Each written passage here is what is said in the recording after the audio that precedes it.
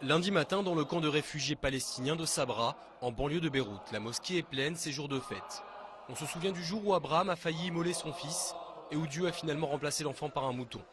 Dehors, des centaines de bêtes attendent d'être égorgées par les bouchers. Même ici où les gens sont parmi les plus pauvres du Liban, on ne déroge pas à la tradition. Ici aussi à Hamra, un quartier plus aisé de Beyrouth, la plupart des gens rencontrés disent tuer un mouton pour l'occasion. On le fait à la maison. Le boucher vient chez nous et égorge le mouton. Je découpe le mouton, je le mets dans des sacs et je le distribue aux pauvres. Cette tradition n'est pas une obligation coranique. Les plus pauvres notamment ne sont pas obligés de débourser les 200 $ environ que coûte un mouton. Je n'ai pas les moyens financiers à cause de la situation économique. À l'opposé, certains ont les moyens de le faire mais ne savent pas forcément comment s'y prendre. L'association caritative islamique Beit Zakat propose à ses donateurs de tuer un mouton en leur nom, par procuration.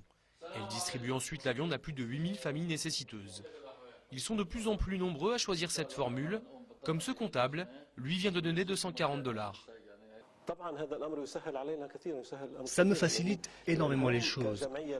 Ce genre d'association a les moyens humains pour mener à bien ses actions. Et ils savent beaucoup mieux que nous à qui distribuer la viande.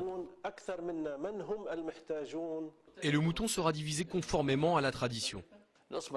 Un tiers du mouton revient aux pauvres en général, un autre tiers aux pauvres de l'entourage du donateur, et le reste, c'est pour le donateur et sa famille. Ce donateur choisit finalement de tout donner aux pauvres de l'association. Le sacrifice par procuration se développe plutôt dans les grandes villes et dans les milieux aisés.